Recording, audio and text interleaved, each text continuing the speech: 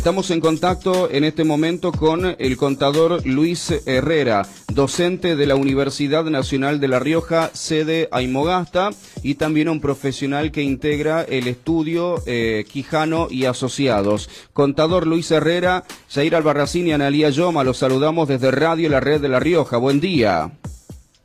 ¿Qué tal? Muy buenos días, Analía, Yair, audiencia. Buen un gran día. gusto estar con ustedes. Igualmente, y gracias por atendernos. ¿Cuál es el primer análisis, la primera apreciación luego del anuncio de las medidas de ayer, contador? Bien, un primer análisis muy por encima, siguiendo todo lo que ustedes ya estuvieron detallando en la mañana, ¿no?, de las medidas.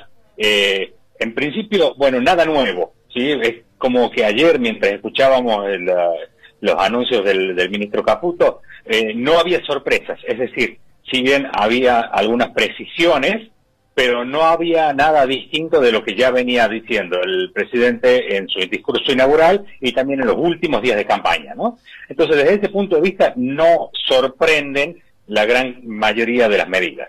Ahora, yo he repartido, digamos, he clasificado las medidas en tres grupos. Las que se refieren al ahorro, las que se refieren a la contención y luego a la normalización y recaudación. Las del ahorro, bueno, ustedes las estuvieron nombrando hace un momentito, no renovar los contratos que no tengan más de un año de vigencia, suspender la pauta, bajar los ministerios, reducir las transferencias discrecionales, la licitación de obra pública nueva y la reducción de subsidios.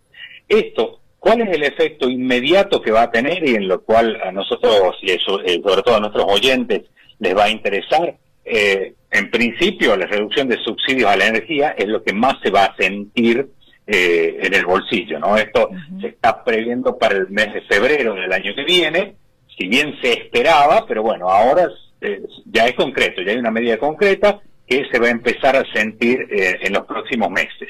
El resto, el no inicio de obras públicas, y puede afectar, por supuesto, en la generación de nuevos puestos de trabajo, pero bueno, es de nuevo una medida que estaba ya prevista de tomar.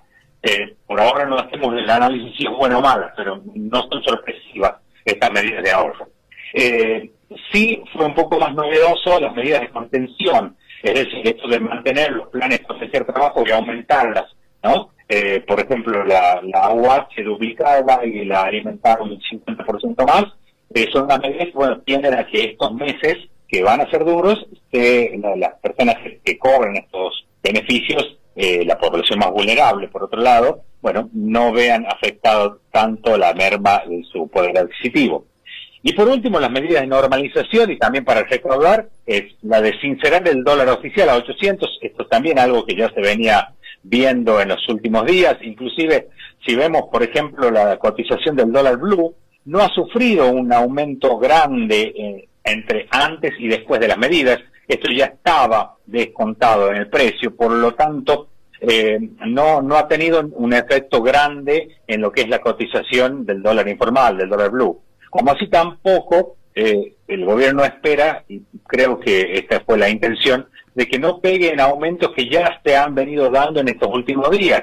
Entonces, se sincera por un lado el precio del dólar oficial a 800, se beneficia a quienes pueden exportar y exportan a este dólar, y por otro lado no impacta en una inflación que ya está impactada. Esta acá sería el típico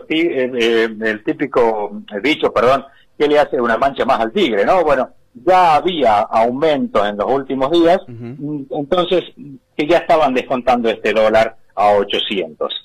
Con respecto a los jubilados, y un poco escuchando uno de los mensajes que teníamos, hay una medida para los jubilados que se suspende la movilidad jubilatoria, también lo comentaron ustedes, y se pasaría a un esquema de aumento por decreto.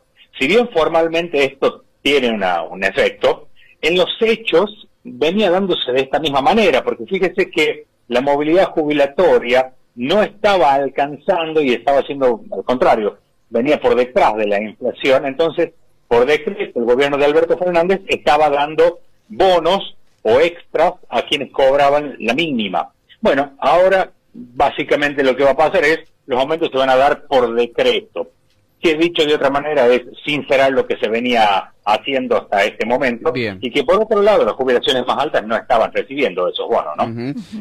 Quiero detenerme, el tema de la paralización de la obra pública, contador, porque usted me dice el no inicio de la obra pública generará o impactará en la generación de nuevos puestos. Ahora, esto también va a impactar en los puestos actuales. Sí, sí, por supuesto. Pero estamos hablando de una medida negativa, entiendo. Claro, es decir, estamos hablando de una medida negativa desde el punto de vista de la micro, ¿sí? Del trabajador que obviamente está afectado a una empresa que solo se dedica a la obra pública, ¿sí? Que solo se dedica a la obra pública, pero por otro lado, la justificación de parte del gobierno, no es que lo justifico yo, sino que es en esta explicación que dio el ministro ayer, dijo que, bueno, no hay plata para iniciar nuevas obras. ¿Sí? Inclusive después algunos comentaristas lo relacionaban con lo que fue la cuarentena, ¿no? Durante la cuarentena no hubo obra pública, entonces por ese lado, bueno, lo podemos aguantar unos meses, ¿sí? Es la apuesta y es lo que el gobierno está pensando hacer para ahorrar. Recordemos que toda la disertación y toda la justificación de estas medidas, el ministro fue muy claro: tenemos inflación porque emitimos porque gastamos de más porque siempre vivimos en déficit. Entonces ataquemos la raíz de todo esto, que es el déficit. Ese es el razonamiento del gobierno, ese es el razonamiento del ministro, y está atacando ahí. Veremos cuáles son los efectos reales de todo esto, ¿no? Contador, con esta devaluación, ¿no? Y este sinceramiento, como bien decía usted, y también lo dijo Caputo en su mensaje, el que es pobre en la Argentina hoy, o que ya era pobre hoy, ¿es más pobre con esta devaluación?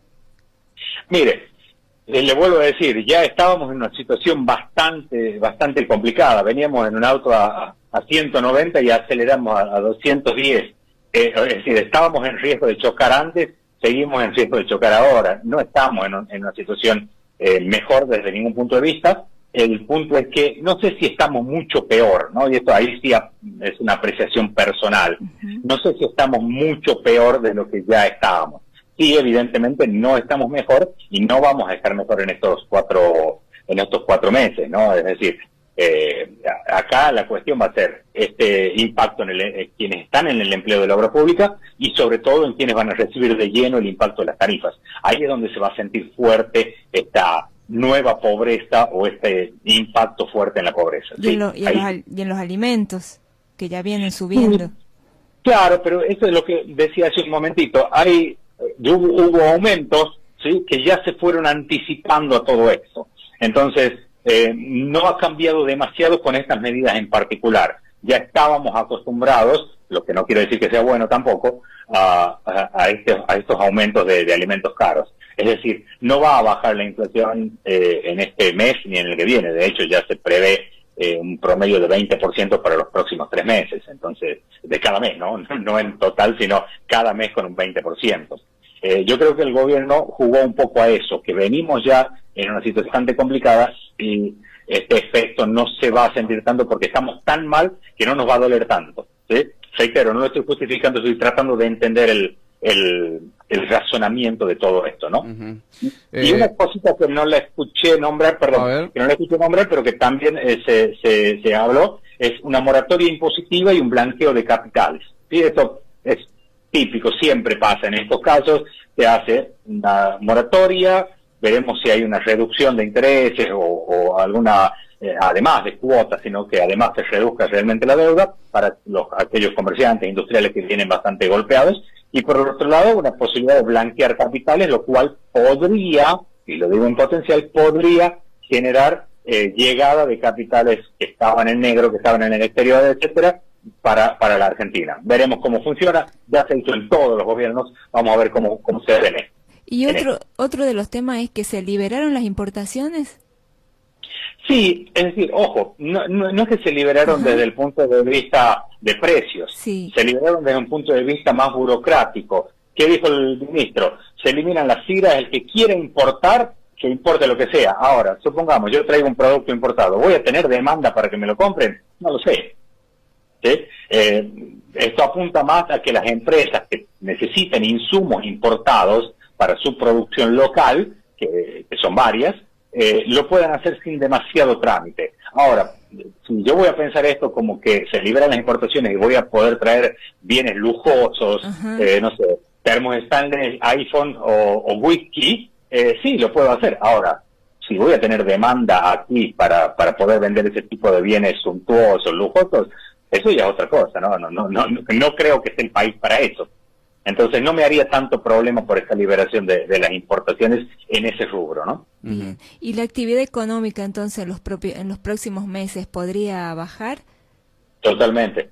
Con seguridad se va a resentir la actividad económica, vamos a sufrir un rezago como el que ya venimos sufriendo, ¿no? Pero sí, totalmente se va a notar un parate bastante fuerte. Pero hay una cuestión que puede llegar a salir a flote. Esta es una época de mucho consumo. Si bien hay poca plata, si bien las personas están un poco más pobres, en eso coincido con usted, pero es una época que por lo general algunos gastos en las familias disminuyen, como ser transporte a trabajo, transporte a la escuela, etcétera, y algunos pesos se vuelcan al consumo en salidas, en mini vacaciones o en algún gastito que el aguinaldo permite. Entonces creo que por ese lado se podría llegar a compensar esa baja.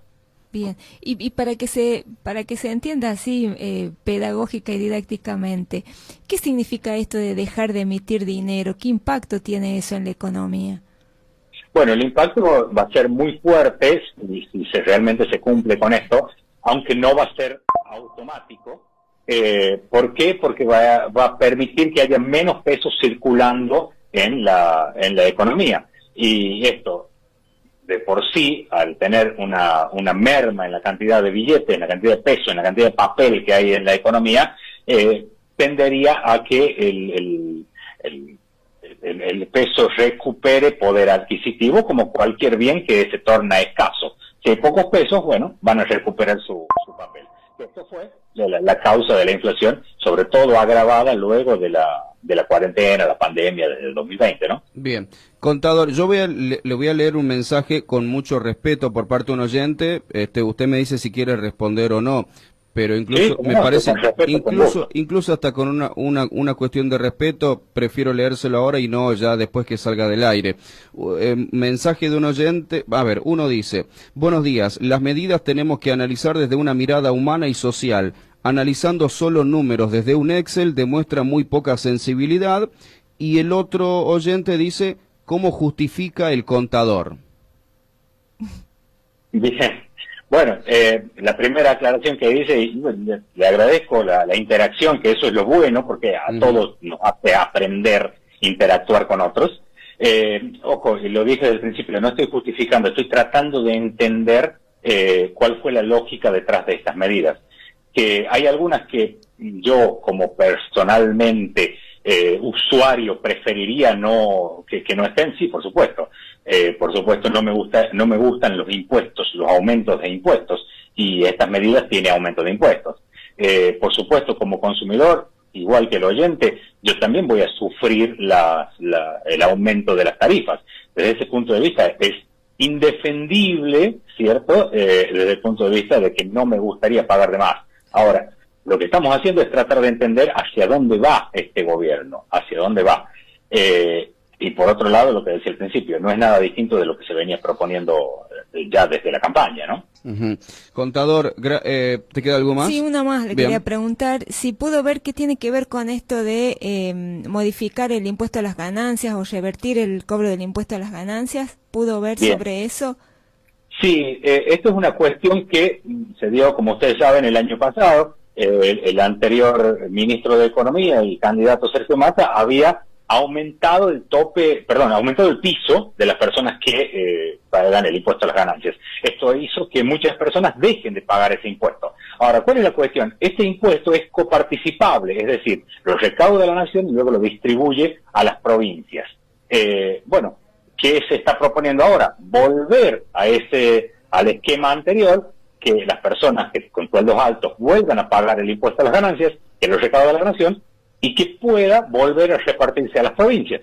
Es simplemente eso, que además llegaría a solventar un poco esta merma de de las partidas discrecionales desde la nación a las provincias, O ¿no? sea, es volver al esquema anterior. Volver al esquema anterior. Que, ojo, Bien. reitero, nos afecta y positivamente a las provincias porque nosotros recibiríamos nuevamente un impuesto que habíamos dejado de percibir por ese no pago de una gran cantidad de personas. Contador, como siempre, gracias por su tiempo, gracias por el contacto con Radio La Red. Un abrazo. Por favor. Gracias a ustedes y un gusto, ¿eh? Muchísimas gracias.